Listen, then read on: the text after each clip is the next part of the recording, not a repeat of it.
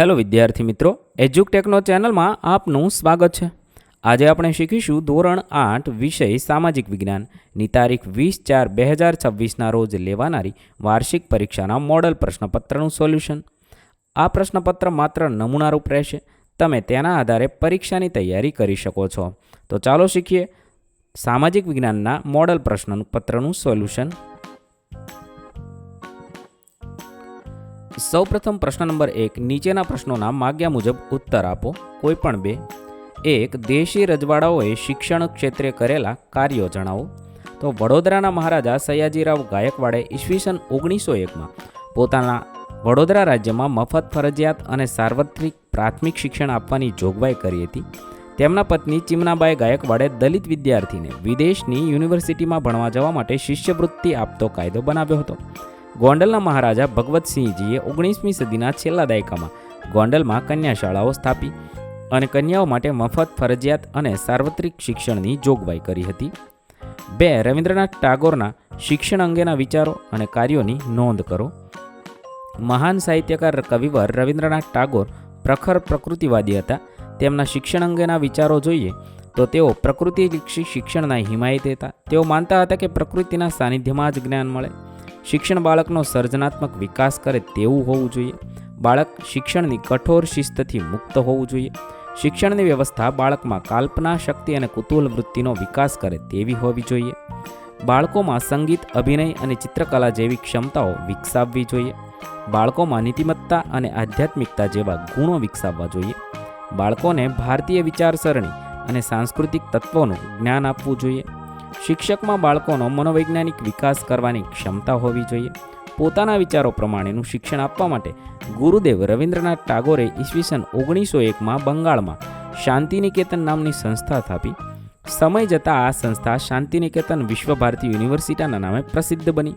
આ સંસ્થાએ રાષ્ટ્રને અનેક વિદ્વાનો આપ્યા છે. 3. મહાત્મા ગાંધીના શિક્ષણ અંગેના વિચારો અને કાર્યો જણાવો. મહાત્મા ગાંધીએ સ્વાતંત્ર્ય સંગ્રામની સાથે સાથે શિક્ષણ માટે ભગીરથ કાર્ય કર્યું હતું. તેમણે ઈસવીસન 1936માં વર્ધા શિક્ષણ યોજના શરૂ કરી હતી. શિક્ષણ અંગે સુધારાઓની ભલામણો કરવા તેમણે ડૉક્ટર ઝાકીર હુસેનના અધ્યક્ષપદે શિક્ષણ સમિતિની રચના કરી હતી. મહાત્મા ગાંધીના મતે સાક્ષરતા એ શિક્ષણનો અંત કે પ્રારંભ નથી, તે તો માત્ર એક સાધન છે કે જેના દ્વારા પુરુષો અને સ્ત્રીઓને શિક્ષિત કરી શકાય છે. સાક્ષરતા કે અક્ષર જ્ઞાન એ સ્વયં શિક્ષણ નથી.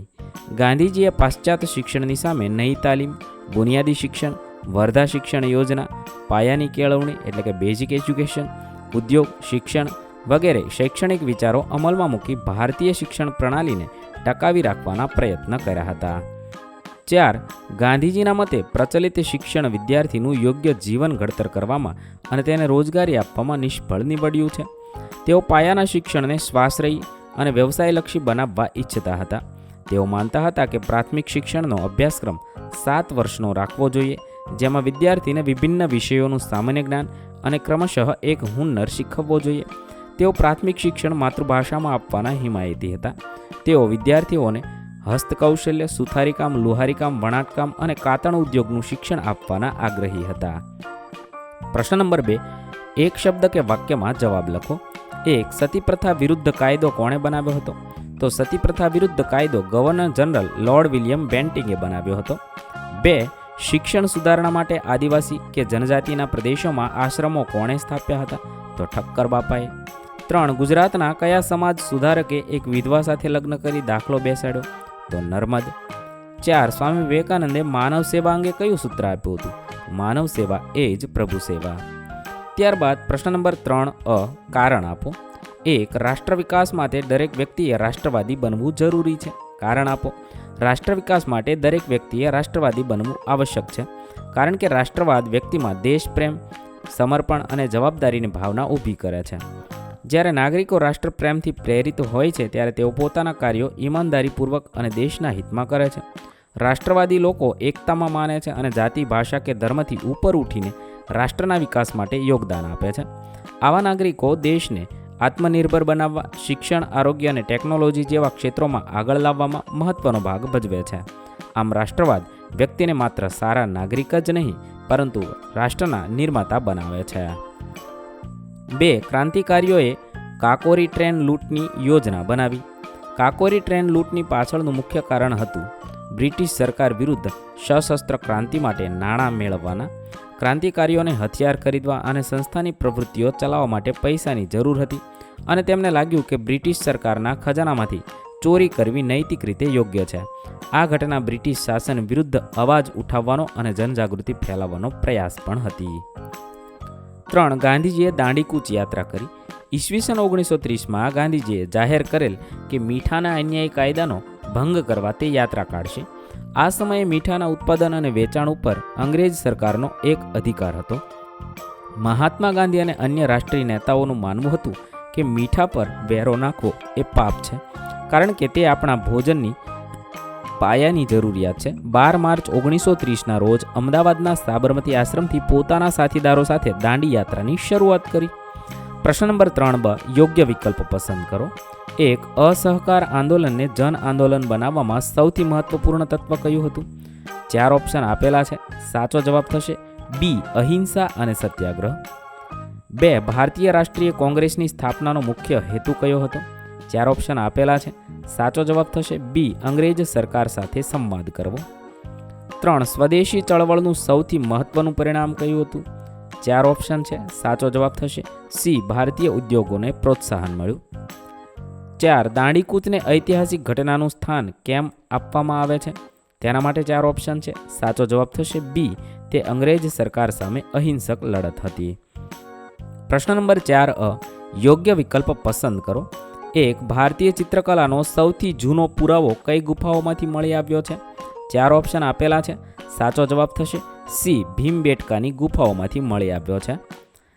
2. વડોદરામાં કલા અભિગમ શિક્ષણ સાથે સંકળાયેલી કલા ભવનની સ્થાપના કોના દ્વારા કરવામાં આવી હતી?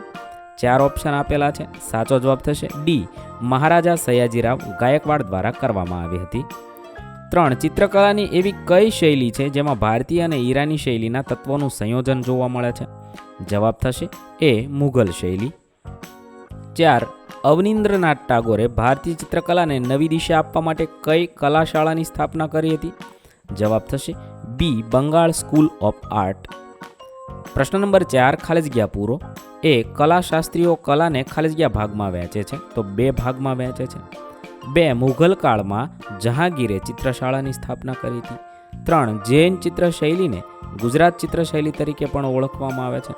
4. જાતક કક્ષાઓ અને બોધિસત્વના ચિત્રો પાલ ચિત્રશૈલીમાં જોવા મળે છે. પ્રશ્ન નંબર 5, પરિચય આપો. 1. પૂજ્ય રવિશંકર મહારાજ.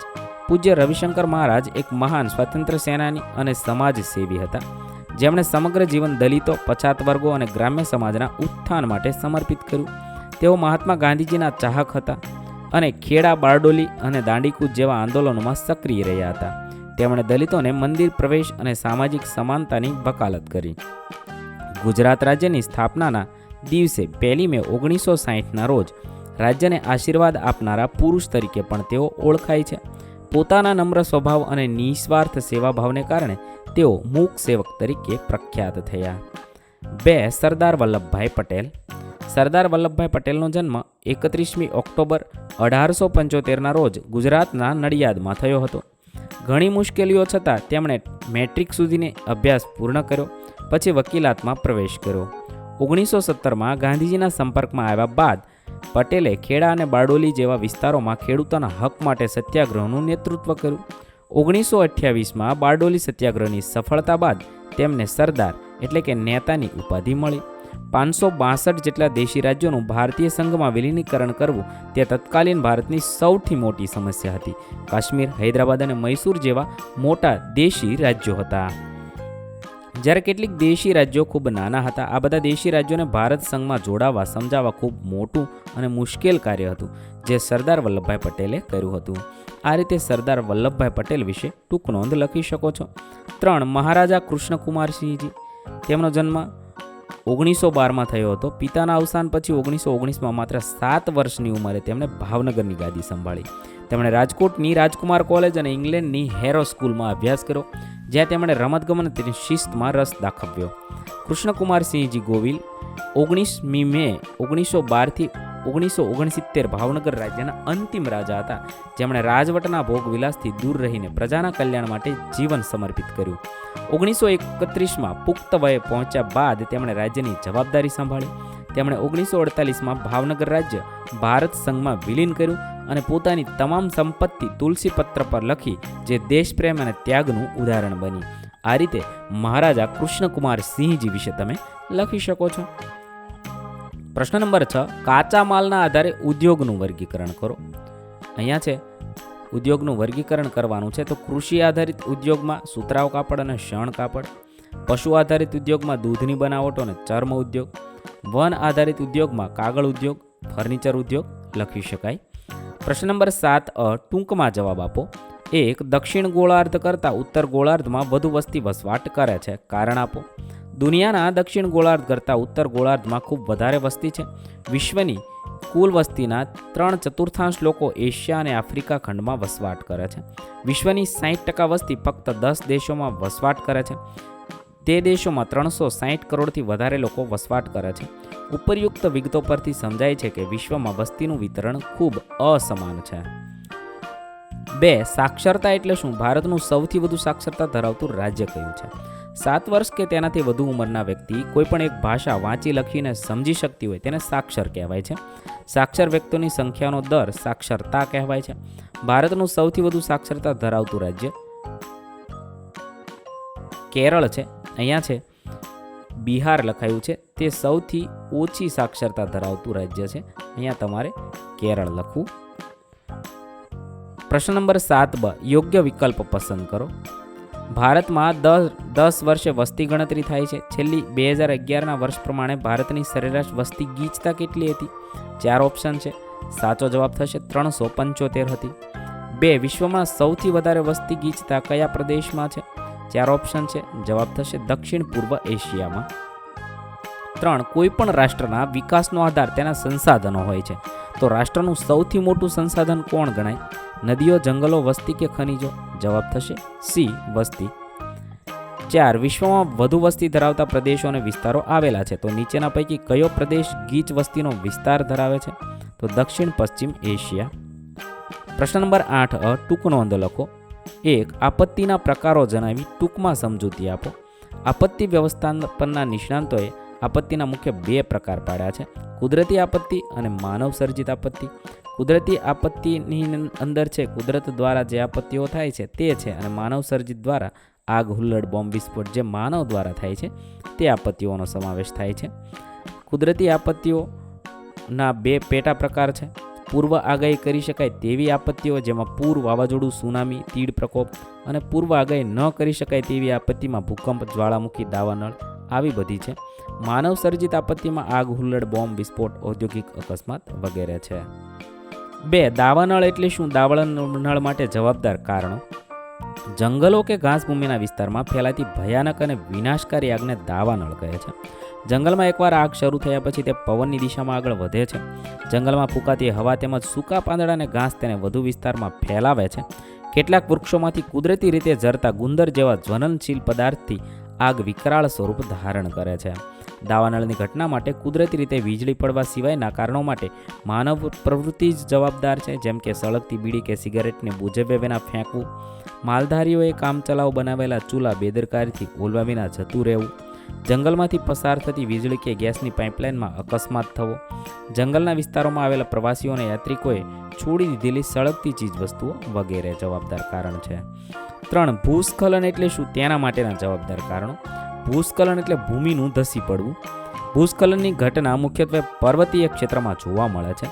તેના માટે જવાબદાર બાબતમાં ભૂકંપને લીધે પૃથ્વી સપાટી પર થતી આકસ્મિક ધ્રુજારી છે, વાદળ ફાટવાની ઘટના, નદીના પૂર જેવી કુદરતી આપત્તિની અસર રૂપે, પર્વતીય વિસ્તારોમાં દારૂગોળો ફોડીને કરાતી ખનિજોની ખનન પ્રવૃત્તિ, નિર્વનીકરણ, જંગલોને નષ્ટ કરવાથી, પર્વતો કાપીને બનાવાતા માર્ગો, અને કુદરતી વહેતા વરસાદી પાણીના માર્ગમાં બાંધકામ કરીને અવરોધ ઊભો કરવા વગેરે છે. પ્રશ્ન નંબર 8 યોગ્ય વિકલ્પ પસંદ કરો. 1, નીચેનામાંથી કઈ આપત્તિ કુદરતી આપત્તિ છે? 4 ઓપ્શન આપેલા છે. સાચો જવાબ થશે સી, પૂર. 2, નીચેનામાંથી માનવ સર્જિત આપત્તિ કઈ છે? જવાબ થશે બી, બોમ્બ વિસ્ફોટ. 3. કઈ આપત્તિમાં પૂર્વ આગાહી કરી શકાય છે? જવાબ થશે બી, વાવાઝોડું. 4. નીચેના પૈકી કયા રોગ વિષાણુજન્ય છે? જવાબ થશે ડી, કોરોના અથવા સ્વાઇન ફ્લૂ. 2. કઈ આપત્તિ એવી છે જે કુદરતી અને માનવ સર્જિત છે? 4 ઓપ્શન છે. સાચો જવાબ થશે સી, ભૂસ્ખલન.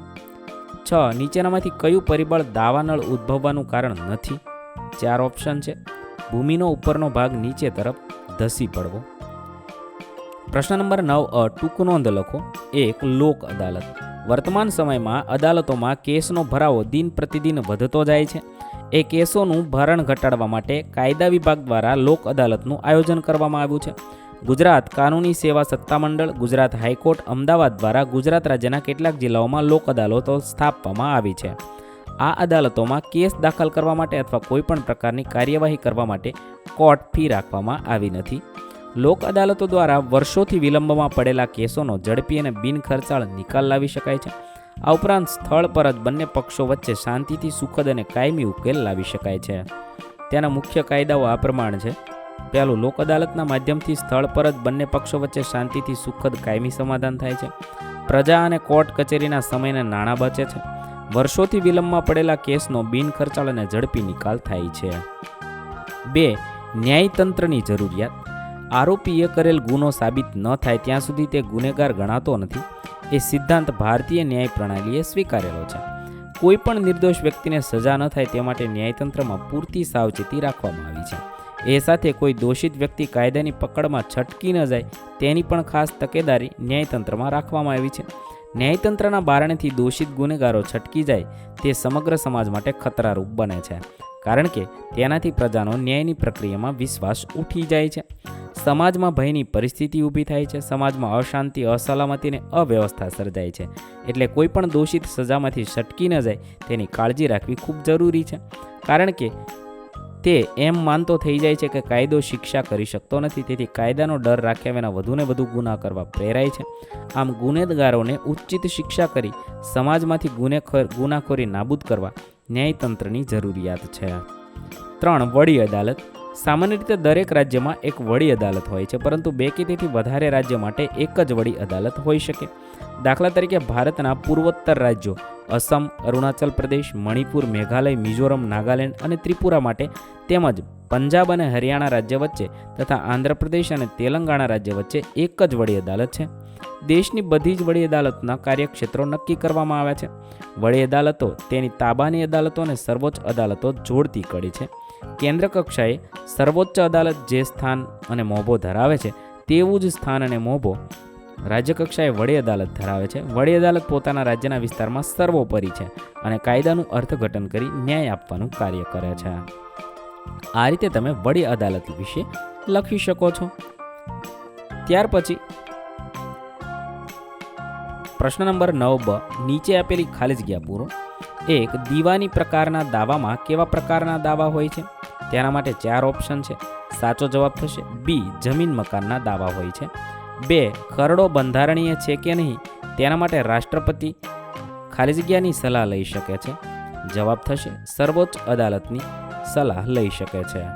3. સંસદ અને તેના કેટલા સભ્યોની બહુમતી સર્વોચ્ચ અદાલતના ન્યાયાધીશને હોદ્દા પરથી દૂર કરી શકાય છે?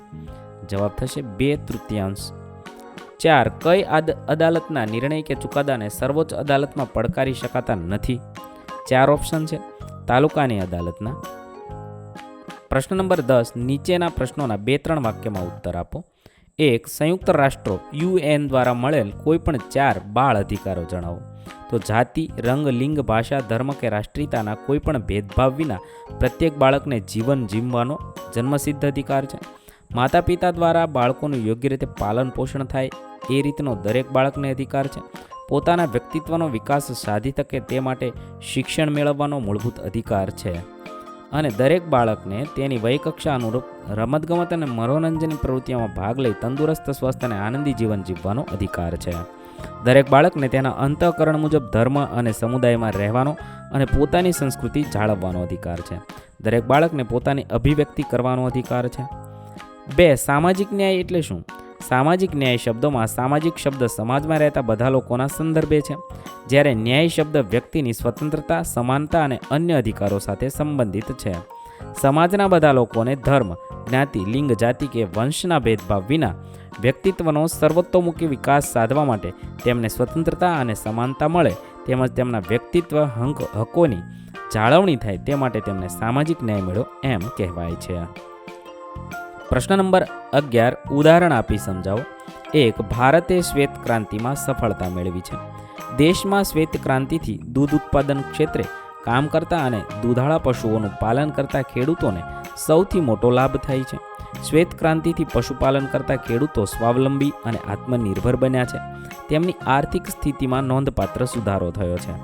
આ ઉપરાંત ગામડામાં સહકારી મંડળીઓ દૂધ એકઠું કરીને જિલ્લાની મોટી સહકારી ડેરીને પહોંચાડે છે. એ ડેરીઓ શહેરોને દૂધ મોકલે છે, જેથી શહેરીજનોની દૂધની જરૂરિયાત સંતોષાય છે. દાખલા તરીકે અમૂલ, દૂધસાગર વગેરે. 2. સરકાર ટેક્સની આવકમાંથી લોક કલ્યાણના કાર્યો કરે છે. સમગ્ર રાજ્યને સાંકળતી રોડ પરિવહન ખર્ચાળ હોવા છતાં સરકાર લોકોને સુવિધા આપવા માટે ખર્ચ કરે છે. સરકાર ઓછી આવક ધરાવતા કુટુંબોને અનાજ, તેલ, ખાંડ જેવી વપરાશી જીવન જરૂરિયાતો જાહેર વિતરણ પ્રણાલી હેઠળ વાજબી ભાવની દુકાનો દ્વારા ઉત્પાદન ખર્ચ કરતાંય ઓછા ભાવે પૂરી પાડે છે. આ પ્રકારના બધા કાર્યો સરકાર નાગરિકોને પાયાની સુવિધાઓ આપવાના હેતુથી જ કરે છે. આ સુવિધાઓ આપવા માટે કેટલીક વસ્તુઓ પર વધારાનો ટેક્સ એટલે કે કર નાખવાની જરૂર પડે છે. 3. દરેક ગામમાં શાળાનું સ્વપ્ન મહદ અંશે સિદ્ધ થયું છે. દરેક ઈસવીસન 2009માં કેન્દ્ર સરકારે બંધારણમાં દર્શાવ્યા મુજબ 6 થી 14 વર્ષની વય જૂથના તમામ બાળકો માટે પ્રાથમિક શિક્ષણ મફત અને ફરજિયાત બનાવવામાં આવ્યું. આ કાયદા મુજબ આજે દરેક ગામમાં પ્રાથમિક શાળા સ્થાપવામાં આવી છે. સરકારે દરેક પ્રાથમિક શાળામાં વર્ગખંડ, પ્રયોગશાળા, પીવાનું ચોખ્ખું પાણી, વીજળી, શૌચાલય, મધ્યાહન ભોજનની વ્યવસ્થા, શિક્ષકોની લાયકાત અને નિમણૂકના ધોરણો, શાળાને આર્થિક સહાય રૂપે અનુદાન વગેરે જોગવાઈઓ કરી છે. સરકાર કેટલીક માધ્યમિક શાળાઓ અને મહાશાળાઓનું સંચાલન કરે છે. સરકાર કેટલીક ટેકનિકલ કોલેજોનું પણ સંચાલન કરે છે. આમ શિક્ષણ ક્ષેત્રે સરકાર મહત્વની ભૂમિકા અદા કરે છે. વિદ્યાર્થી મિત્રો, સૌને પરીક્ષા માટે બેસ્ટ ઓફ લક. નવા વિડીયો સાથે ફરીથી મળીશું. ત્યાં સુધી અલવિદા. વિદ્યાર્થી મિત્રો, આપેલા વિડીયોની જો તમારે પીડીએફની જરૂર હોય તો તમે આપણી એપ્લિકેશન સ્માર્ટ સાથી પરથી મેળવી શકશો. વિદ્યાર્થી મિત્રો, આપણી એપ્લિકેશન સ્માર્ટ સાથી પ્લે સ્ટોરમાં આવી ગઈ છે, જેની અંદર તમે બધા વિભાગ જોઈ શકો છો. તેની અંદર વિવિધ ધોરણ છે. ધોરણ ઉપર ક્લિક કરતાં વિવિધ વિષય ખુલશે. વિષય ઉપર ક્લિક કરતાં તેની અંદર આવતા પાઠ ખુલશે. તેની અંદરથી તમે પાઠ્યપુસ્તક પણ ડાઉનલોડ કરી શકો છો. તેની અંદર આપેલા પાઠમાં ક્લિક કરતાં તમે પાઠની પીડીએફ, સ્વાધ્યાયની પીડીએફ, સ્વાધ્યાયન પોથીની પીડીએફ, પાઠના વિવિધ વિડીયોઝ, સ્વાધ્યાયના વિડીયોઝ, સ્વાધ્યાયન પોથીના વિડીયોઝ બધું જોઈ શકો છો અને ડાઉનલોડ પણ માત્ર એક ક્લિકમાં કરી શકો છો. વિદ્યાર્થી મિત્રો, આપણી એપને સપોર્ટ કરજો, ડાઉનલોડ કરજો.